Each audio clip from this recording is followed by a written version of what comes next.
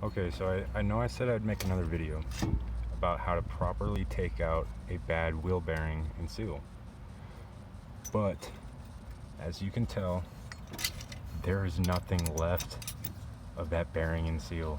There's literally, you can't see what I can see, but there is nothing left in there at all.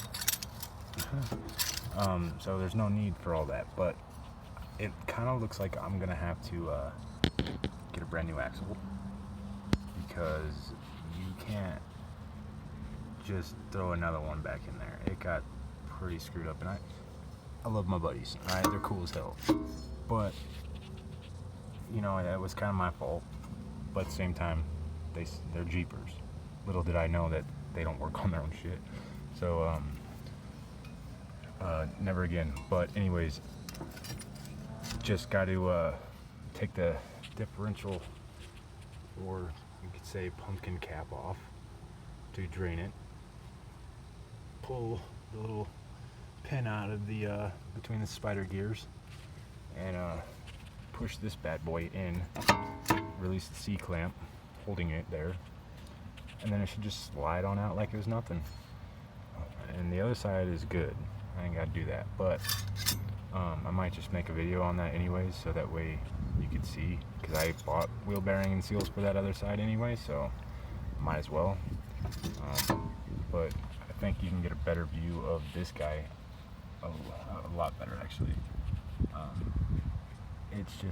It was just eating it. It was like rubbing against it, because it's just sitting here on the highway or whatever, bumps, just going like this, and that's enough to just slide up in there with the rotor on there and just shoot up.